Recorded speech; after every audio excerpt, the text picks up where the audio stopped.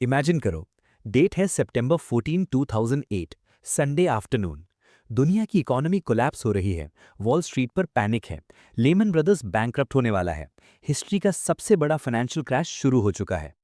और इस केओस के बीच फ्लोरिडा के एक जेल के अंदर एक 6 बाय 9 फुट के छोटे से सेल में एक आदमी बैठा है। उसने ब्राउन जंपसूट पहना है जिसके पीछे ट्रस्टी की स्पेलिंग गलत लिखी है। उसके पास कोई न्यूज़पेपर नहीं है, कोई कंप्यूटर नहीं है। वो सिर्फ आमंड जॉय कैंडी बार्स खा रहा है क्योंकि उसे डर है कि जेल के खाने में जहर हो सकता है। लेकिन उसके पास एक चीज़ है, एक टेलीफोन। और उस दिन जब दुनिया के सबसे बड़े बैंकर्स और पॉलिटिशियंस की हालत खराब थी, ये आदमी जेल से कलेक्ट कॉल्स कर रहा था। किसको? To the CEO of Bear Stearns, to the executives at JP Morgan, to the US Treasury. वो उन्हें एडवाइस दे रहा था कि इस क्रैश को कैसे हैंडल करना है। ये आदमी था जेफरी एप्स्टीन। हम सब उसे उसके हॉरिफाइंग क्राइम्स के लिए जानते हैं, एंड राइटफुली सो। वो एक मॉन्स्टर था। लेकिन आज हम उसके क्राइम्स की बात नहीं करेंगे। आज हम बात करेंगे उस इंटरव्यू की जो रिसेंटली सरफेस हुआ है, जहां उसने अपना फाइनेंशियल ब्रेन रिवील किया। उसने एक्सप्लेन किया कि कैसे फ्रैक्शनल रिजर्व बैंकिंग वर्क करती है, कैसे ट्रायलेटरल कमीशन दुनिया चलाता है, और क्यों 2008 का क्रैश इनएविटेबल था। यूट्यूब पर हजारों वीडियोस हैं जो एप्स्टीन के स्कैंडल पर बात करते हैं, but nobody, literally nobody is talking about the specific financial mechanics he explained in this leak tape. हम उसके दिमाग के अंदर जाएंगे, not to glorify him, but to understand the system he manipulated. हम सीखेंगे कि smartest guys in the room कैसे सोचते हैं, और कैसे बिटकॉइन शायद वो आंसर है जो उसने अननोइंगली प्रिडिक्ट किया था। This is a deep dive into the financial mind of Jeffrey Epstein. दोस्तों, वीडियो शुरू करने के पहले मैं अपना ओपिनियन देना चाहता हूं। जेफरी एप्स्टीन दुनिया का सबसे घटिया, सबसे हैवान, बेशरम, दरिंदा, इससे ज्यादा क्या कहूं। ऐसे इंसान के लिए हर गाली, हर सजा कम है जिसने कई लड़कियों की जिंदगी बर्बाद की। इस दरिंदे को मासूम बच्चों पर भी रहम नहीं आया। वो बहुत गलत इंसान था, गलत इंसान था, गलत इंसान था। मेरा ये सब बोलने का कारण है, इस वीडियो को देखने के वक्त शायद आपके विचार ऊपर नीचे हो जाएं इस जानवर के लिए। तो मैं आपसे कहूंगा, इस आदमी को आइडियलाइज मत करना। और जब भी ऐसे लोगों का नाम सुनूं, आपको सिर्फ नफरत होनी चाहिए इन लोगों से। ओके, हम सब जानते हैं वो कौन था, अ मॉन्स्टर, अ प्रेडेटर।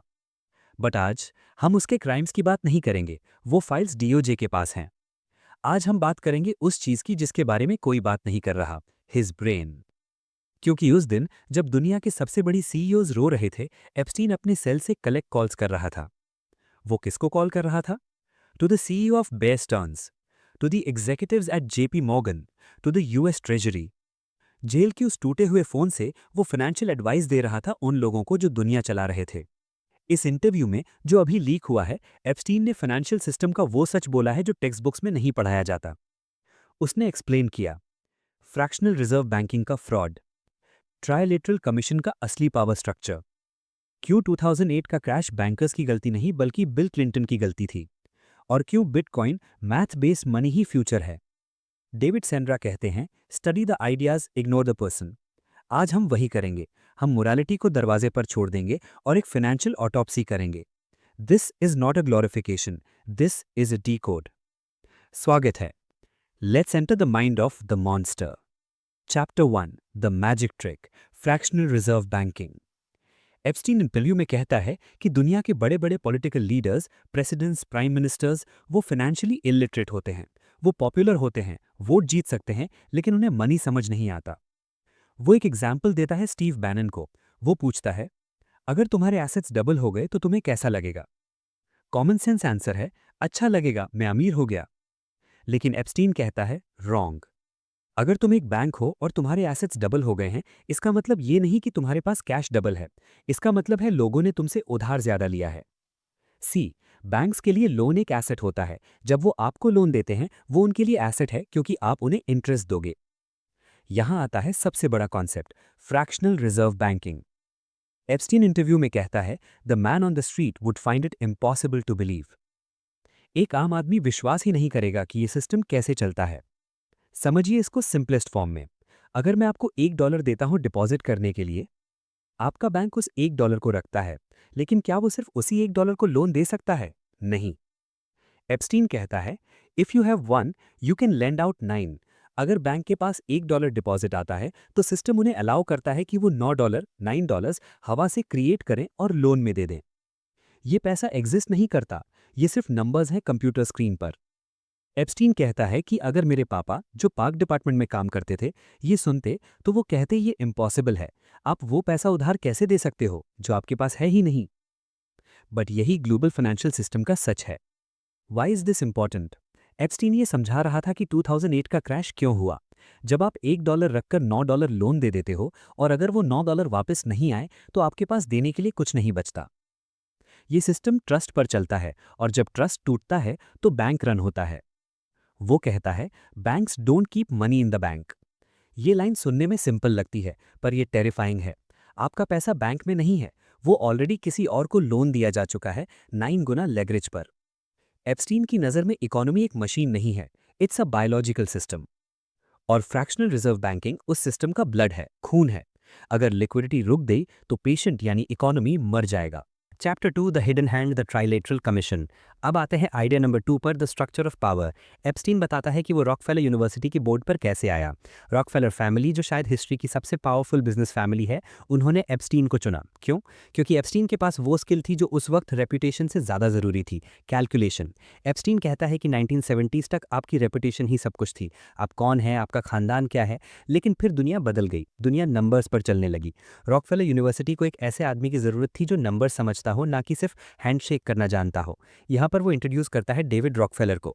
एप्स्टीन डेविड रॉकफेलर के बारे में एक बहुत इंटरेस्टिंग बात बताता है। डेविड रॉकफेलर अपने ड्राइवर को ड्राइवर नहीं बुलाता था, वो उसे कॉलीग बुलाता था। He respected everyone but he understood power clearly.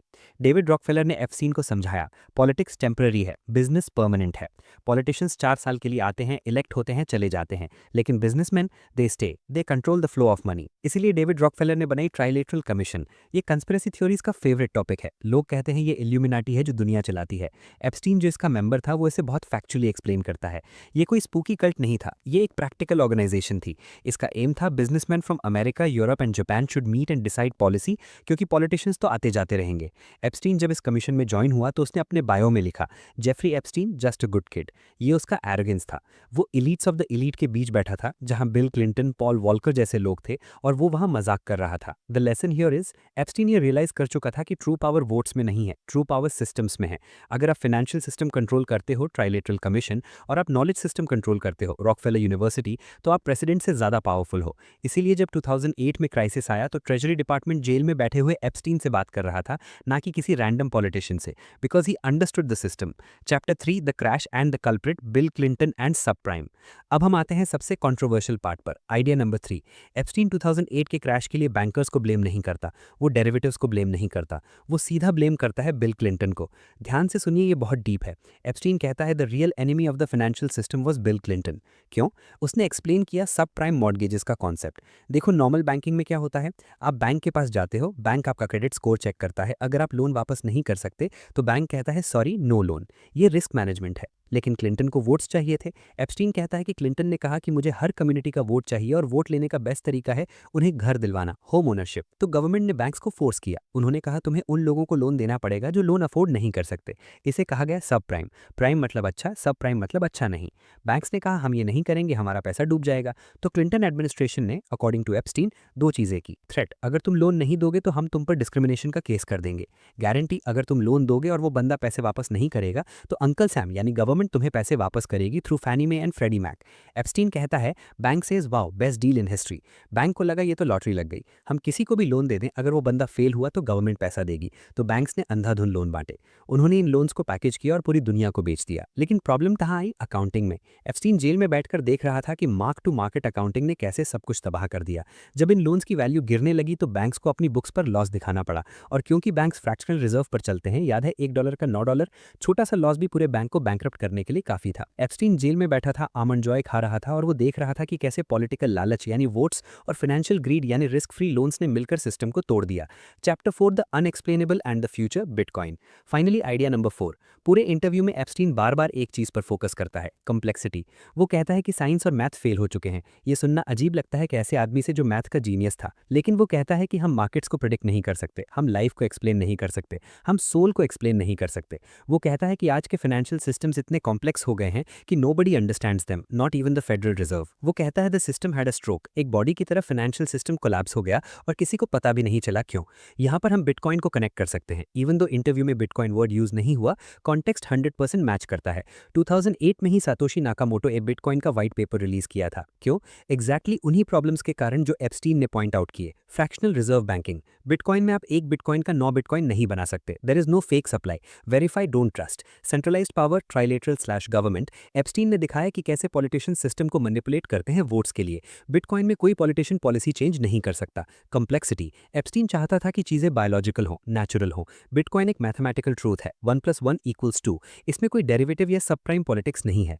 Epstein basically कह रहा था कि करंट फियाट सिस्टम यानी डॉलर सिस्टम एक फ्रॉड है जो हवा में तीर चला रहा है। वो कोलैप्स होने ही वाला था और उस कोलैप्स की राख से ही यानी एशेस से ही बिटकॉइन पैदा हुआ। एप्स्टीन ने सांता फे इंस्टीट्यूट बनाया था कॉम्प्लेक्सिटी स्टडी करने के लिए। वो ढूंढ रहा था एक न्यू साइंस, शायद ब्लॉकचेन ही वो न्यू साइंस थी जो फाइनेंशियल वर्ल्ड को ट्रांसपेरेंसी दे सकती थी। तो हमें इससे क्या सीखने को मिलता है? हम एप्स्टीन को हेट करते हैं, वी शुड, लेकिन जैसा कि फाउंडर्स पॉडकास्ट का रूल है, study the methods not just the morality.